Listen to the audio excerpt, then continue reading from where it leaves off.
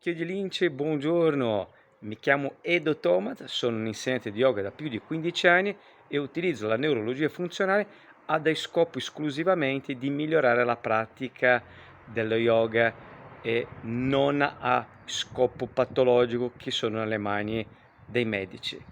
Bene, oggi la lezione di pratica non ci sarà, ma ci sarà una lezione di teoria della mia formazione con l'azienda For Movie di Firenze, l'Academy, dove c'è il metodo HMO che utilizzo per le mie lezioni di yoga. Ehm, Qui sotto lascerò il link del sito della For Move, dove potete cliccare e andare a vedere i corsi, eccetera. Se avete qualche informazione in più, cercatemi e vi darò tutte le informazioni necessarie. Bene, ricordatevi sempre di iscrivervi al mio canale e di accendere la campanella per l'avviso delle lezioni successive. Ok? Ci vediamo lungo le strade. Allora, iniziamo cercando di capire che cos'è HMO. HMO è un metodo di lavoro che può essere applicato soprattutto all'interno del campo della terapia, quindi osteopati, fisioterapisti, e all'interno del campo della preparazione atletica, sport, attività motoria in generale, quindi laureati in scienze motorie o comunque professionisti che si occupano di movimento, e si basa fondamentalmente su due grandi pilastri, che sono la valutazione e l'allenamento del sistema nervoso. Quindi HMO è un metodo per lavorare sui nostri clienti e sui nostri pazienti, ragionando in maniera neurocentrica, quindi sistema nervoso, e non meccanocentrica. Vedremo tra pochissimo proprio questa distinzione. Vi stupirà pensare che in realtà di questi due elementi la parte estremamente più difficile è proprio la valutazione del sistema nervoso, motivo per cui in HMO nei vari livelli di crescita di uno studente all'interno di HMO abbiamo dato dei binari a livelli più bassi e più libertà di azione, di ragionamento, di libera interpretazione a livelli più alti, perché valutare il sistema nervoso di un individuo è complicatissimo e all'inizio l'unico modo per poter intervenire senza le competenze di questo tipo di valutazione è farlo su processi più guidati, che sono quelli che incontrerete nelle fasi iniziali o inizialissime come questa, in cui alla fine del video avrete pochi esercizi molto semplici e un modello che noi chiamiamo assessment ridotto di applicazione estremamente banale, ma proprio perché non sarete in grado inevitabilmente di fare la fase valutativa. Dunque anche la fase applicativa, allenamento del sistema nervoso, deve essere sintetizzata. Questo è normale. Più che andrete avanti, più che avrete capacità di valutare e più che avrete capacità di interpretare quella valutazione e quindi di applicare un allenamento specifico su necessità del paziente o del cliente. Allora, come valutare il sistema nervoso? Qui entriamo all'interno di un campo che acquisisce complessità perché ad oggi la valutazione del sistema nervoso è fondamentalmente opera di neurologi, medici che applicano sequenze di test per comprendere, oppure diagnosi per immagini, per comprendere le condizioni di quel sistema nervoso.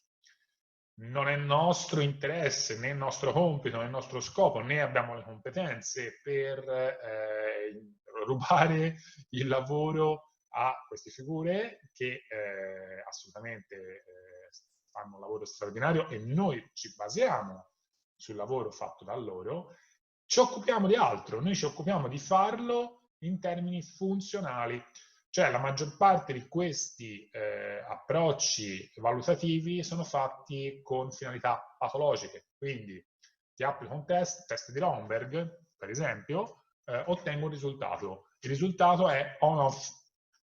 Raramente il neurologo fa valutazioni subcliniche, cioè è off, quindi per quanto mi riguarda il tuo test è passato, stai bene, però ho notato che potrebbe forse tendenzialmente la batteria di test porta a risultati on-off, quindi a risultati hai o potresti avere una patologia per cui approfondiamo, oppure stai bene. Lo stesso discorso noi lo potremmo fare anche con l'analisi del sangue. Sappiamo che ad oggi il limite di valore di colesterolo nel sangue per diciamo, accertamenti, mettiamolo a questo modo, è 200. Avere 198 potrebbe implicare però un quadro non ottimale, non ottimizzato per il soggetto. Alla fine chi si occupa ad esempio di attività motoria fa questo, cerca di far sì che le persone che hanno valori che nel tempo vireranno, punteranno verso quella che o è la patologia o comunque sono valori non in norma e quindi da tenere controllati, compiano questo salto il più tardi possibile. Quindi la cura della persona, la prevenzione fondamentalmente di quelle potrebbero essere future patologie. Per fare questo si cerca di ottimizzare la meccanica dell'individuo, la fluidodinamica del suo sangue, il comportamento dei suoi organi, la funzionalità appunto dei suoi organi e quant'altro, facendo attività motoria, mangiando sano, bevendo, idratandosi in maniera corretta, integrando integratori alimentari che possono fare bene a quella persona, quindi leggendo lo stato dell'individuo in maniera non patologica, ma funzionale. Come posso farti funzionare meglio? Hai bisogno di andare a correre? Hai bisogno di perdere 2 kg? Hai bisogno di integrare vitamina D? Quindi un'analisi che viene fatta sull'individuo per farlo stare meglio indipendentemente dalla mancanza della patologia.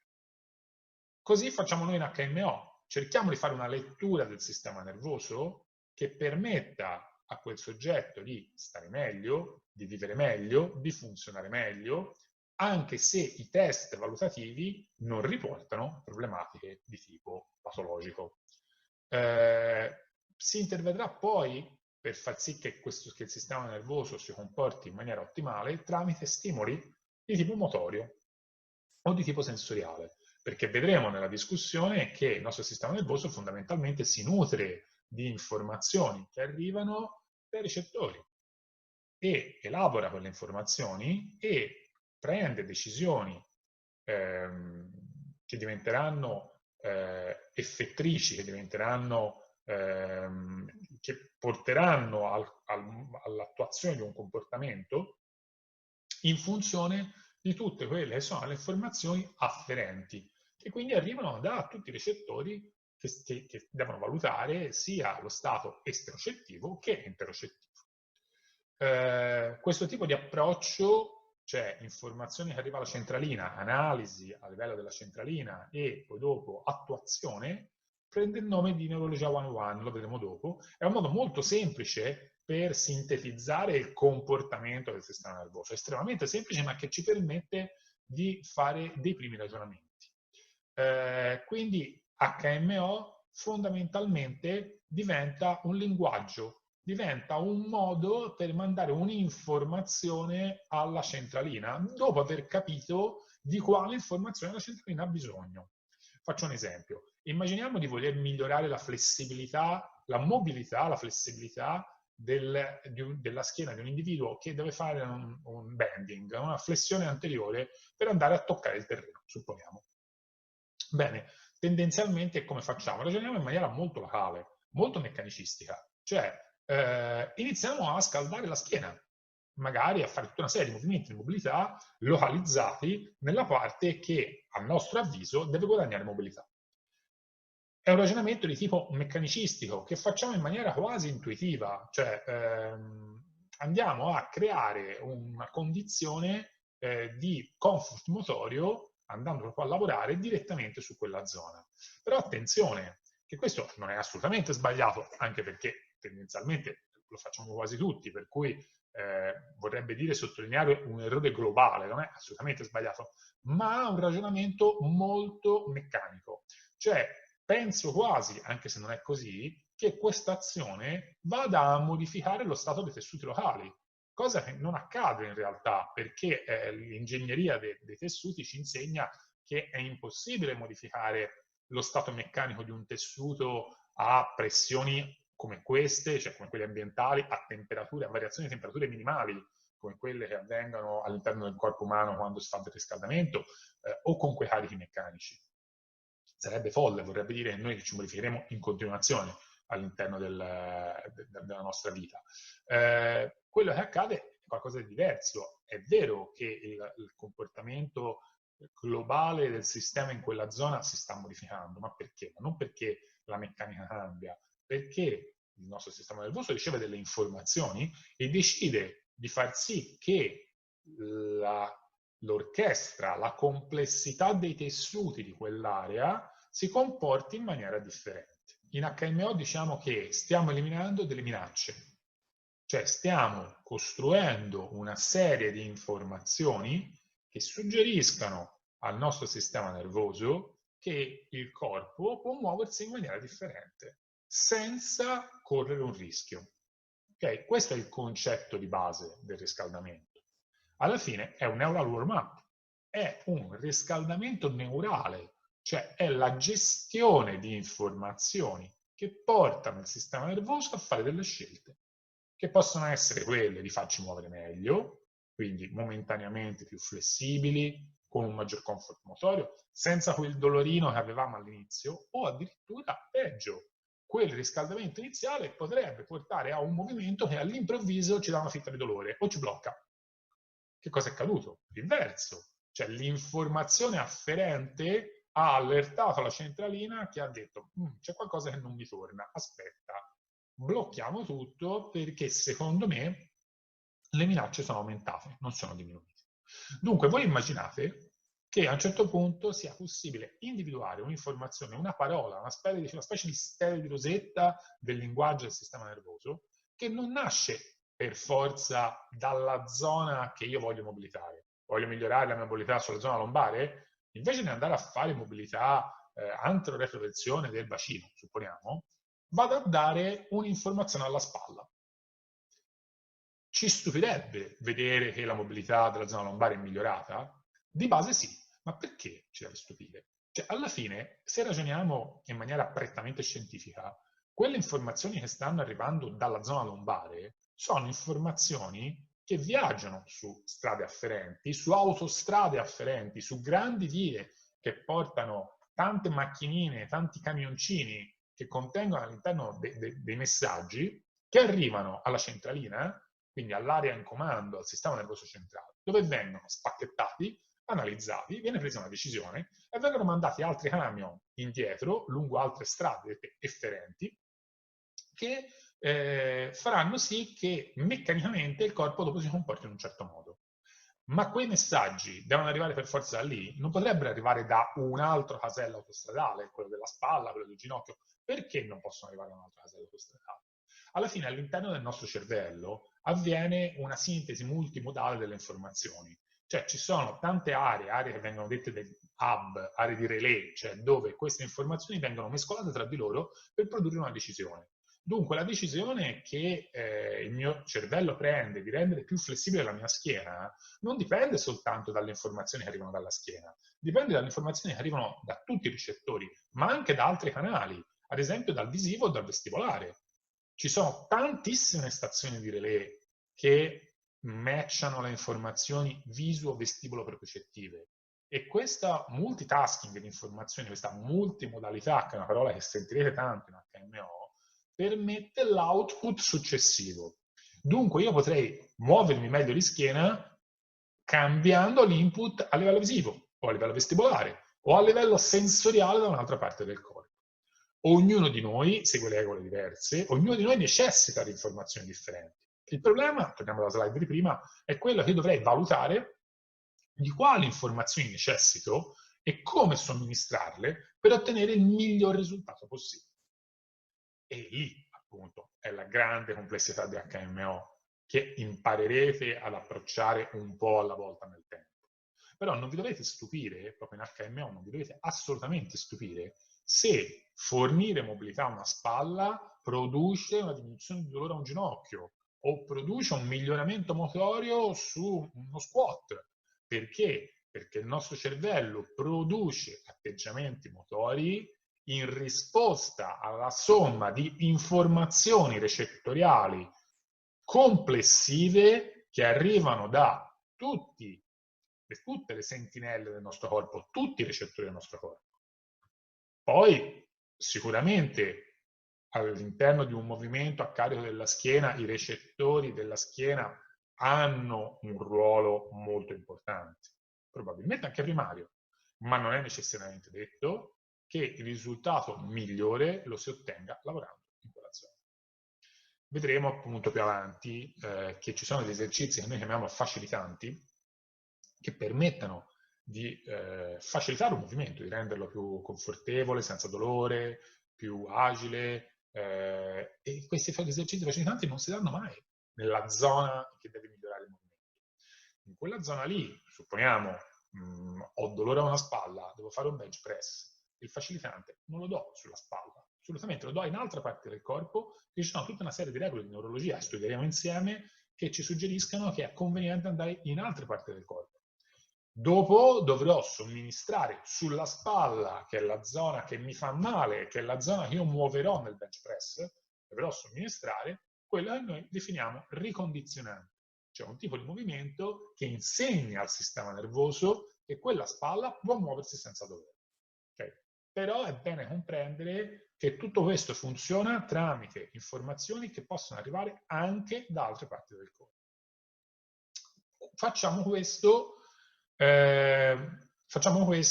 grazie a una scienza che prende il nome di neurologia funzionale.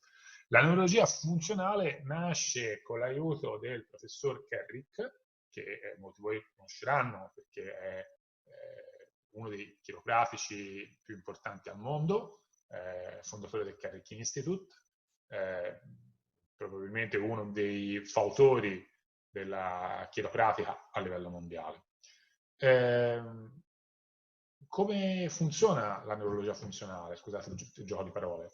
Fondamentalmente si basa sul concetto di plasticità neurale, che discuteremo tra poco, e permette una modificazione del comportamento del sistema nervoso tramite una serie di stimoli di tipo non invasivo e non farmacologico.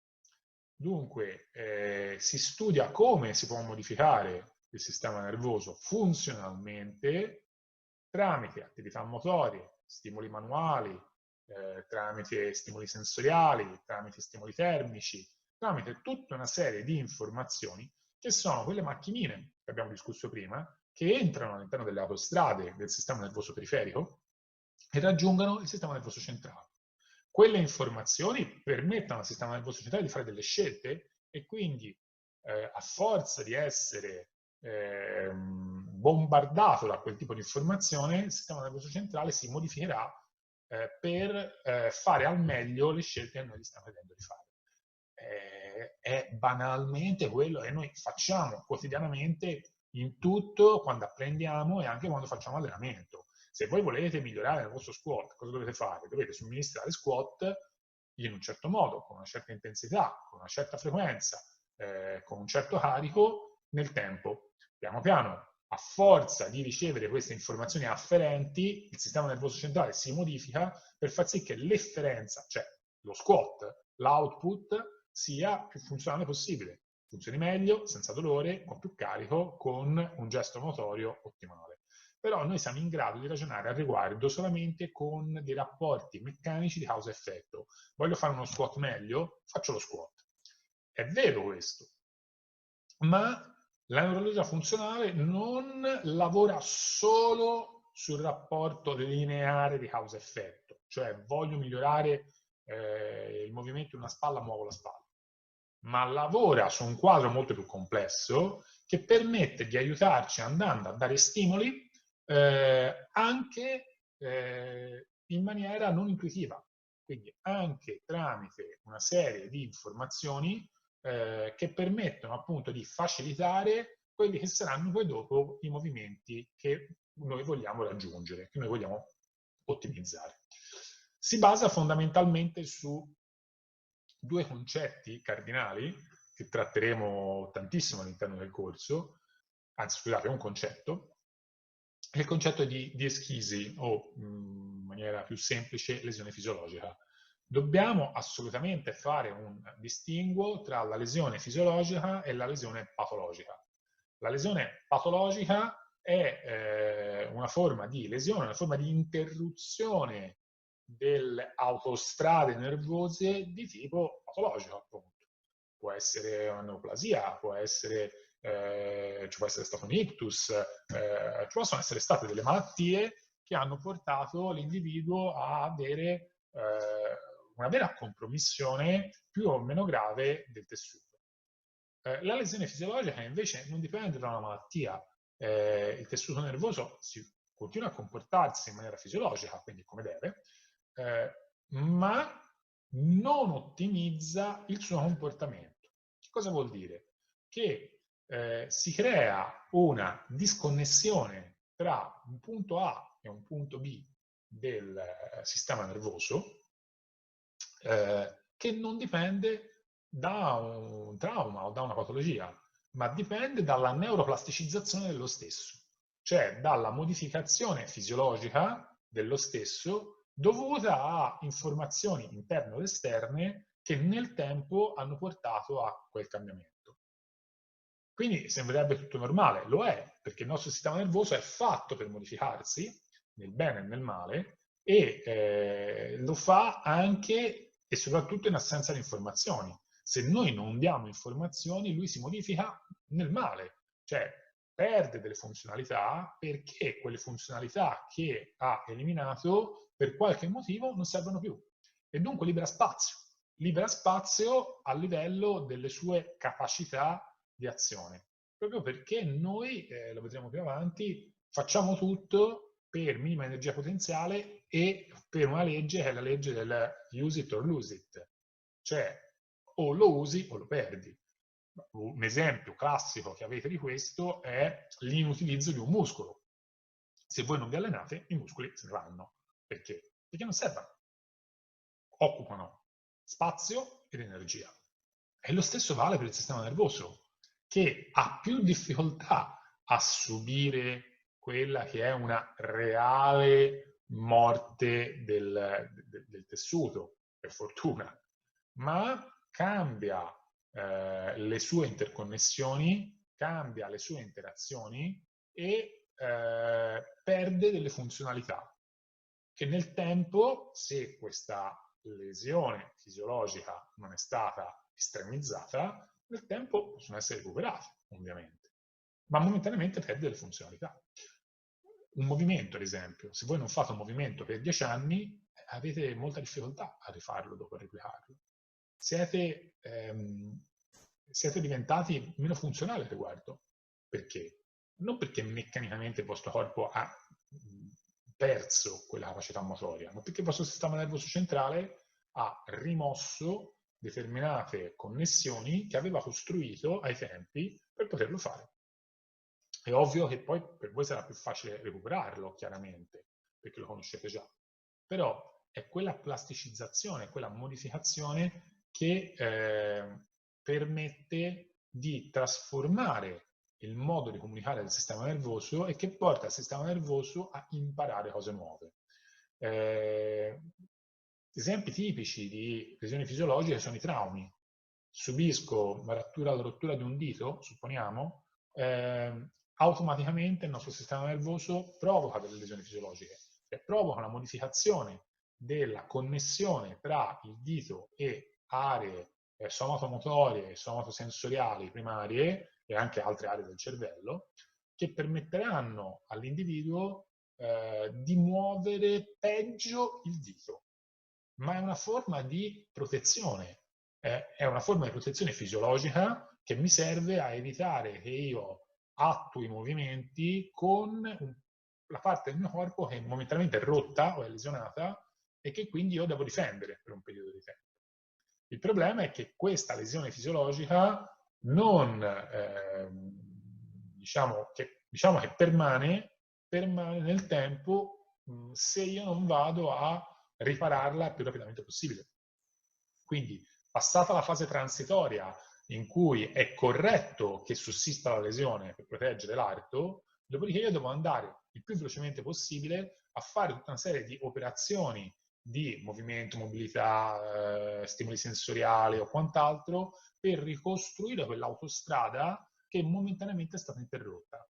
In alternativa, nel tempo, piano piano, in quell'autostrada si accumulano sempre più sassi, sempre più polveri, i caselli chiudono e diventa sempre più difficile per il nostro corpo andare a recuperare quella funzionalità. È quello che accade, ad esempio, su determinate aree del corpo, che chi sta guardando questo video segue clienti a livello motorio, avrà come esperienza il fatto che molte persone non hanno capacità di gestire le proprie scapole, quindi di spostare la spalla avanti e indietro, alzarla, abbassarla in maniera fine, senza andare a utilizzare, ad esempio, le mani, il gomito per aiutarsi, la testa per aiutarsi, la schiena per aiutarsi. Perché? Perché nella vita moderna quel tipo di atteggiamento motorio, che invece dovrebbe essere, anzi è fondamentale per il movimento dell'essere umano come animale. Infatti chi fa sport a buon livello, indipendentemente dal tipo di sport, spesso l'attivazione della scapola è uno di quei gesti che più viene curato, dal calistenico alla ginnastica, al powerlifting, sollevamento pesi o tanti altri tipi di sport, proprio perché è un tipo di movimento che è la base, come non so, l'anteroretroversione del bacino, è la base per attuare determinate posture elementari, che poi permettono di costruire posture più complesse. E invece sono movimenti, sia l'anteroretro del bacino che tutta l'attivazione della scapola, che nell'uomo comune di base sono totalmente dimenticati.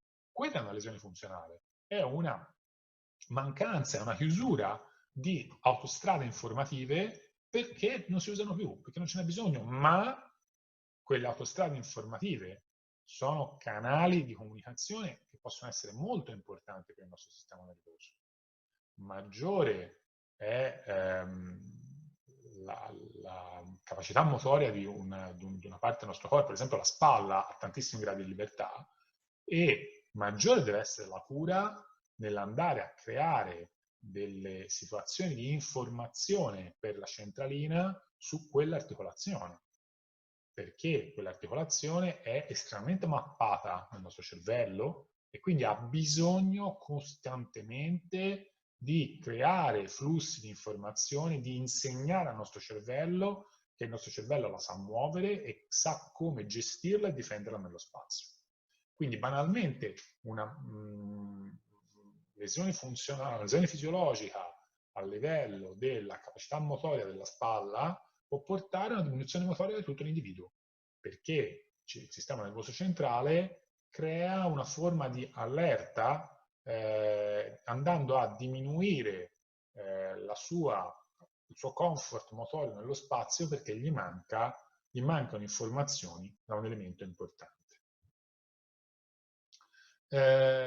Tutto questo ci porta a discutere un concetto che in neurologia funzionale prende il nome di CIS, cioè stato integrativo centrale. Eccolo qua. Il CIS non è nient'altro che la quantità di informazioni in ingresso che un neurone o un gruppo di neuroni riceve. Dunque, è la quantità di potenziale d'azione, fondamentalmente, che un neurone o un gruppo di neuroni riceve dagli altri neuroni, fondamentalmente. Dunque, il CIS ci indica quanto quel neurone o quella famiglia di neuroni è informata da altri neuroni. Il CIS è importantissimo perché è linearmente dipendente, anzi, la capacità che un neurone ha di produrre un potenziale d'azione è linearmente dipendente dal CIS del neurone stesso. Ma questo è evidente. Se io ho un neurone che non è informato da altri neuroni, ho un neurone che fondamentalmente nella rete del mio sistema nervoso è momentalmente inutile, perché non serve da ponte per fare nient'altro, per andare a informare nient'altro, per produrre un'azione che attiverà un'efferenza di qualche tipo. Dunque quel neurone nel tempo sarà parte di una lesione funzionale. Maggiore è il CIS di una rete di neuroni e più è in salute per la rete di neuroni. Si torna al discorso di prima. Se i miei neuroni sono neuroni che hanno statisticamente una maggior possibilità di produrre potenziale in azione, sono neuroni vivi, sono neuroni che lavorano, sono neuroni che hanno sintesi proteiche, sono neuroni che servono al sistema e dunque sono neuroni che verranno mantenuti in salute e vivi. Al contrario, sono neuroni che perderanno connessione con gli altri neuroni, che saranno sempre più inutili e che quindi, al di là di degenerare in una vera e propria patologia nel tempo, e questo chiaramente non è momentaneamente il nostro scopo, non è una cosa che tratteremo noi, ma sono neuroni che diventano afunzionali e quindi faranno parte di una lesione funzionale più estesa e quindi di una mancanza di capacità di sfruttare bene quella via neuronale. Ovviamente questo cambiamento plastico può essere di tipo positivo, quindi io posso riniziare a informare quella rete di neuroni, a alzare il CIS di quella rete di neuroni, oppure scegliere di non farlo. Questo è tratto da Kerrick, proprio da un testo di Kerrick, quindi vi invito a leggerlo, è molto interessante, lui ha fatto tanti studi sulla neurologia funzionale, in questo specifico caso lui riporta l'attivazione selettiva di specifiche mappe corticali riproducibili tramite informazioni, cosiddetto trust, a livello cervicale. È molto interessante questo, perché è chiaro che un trust a livello cervicale produce una modificazione a livello centrale e io vado a dare un'informazione per cui quell'afferenza da qualche parte da definire. Ma quello che è molto interessante di questo studio e di questa frase che è stata estratta è che quell'attivazione è riproducibile. Cioè io so nello specifico quale area del sistema nervoso si accenderà in funzione dello stimolo che sto dando. E dunque posso andare a pilotare questa neuroplasticizzazione. Okay? Non solo, nello specifico si denota una emisfericità, cioè un'attivazione di una specifica area controlaterale in funzione del trust dell'informazione che io sto dando. Questo vale anche per le informazioni non manipolative che andremo a vedere. Vedremo come informazioni che io do in determinate aree del corpo vanno a produrre attivazioni lungo nevrassi specifici e quindi in zone del sistema nervoso che magari sono particolarmente interessato ad attivare.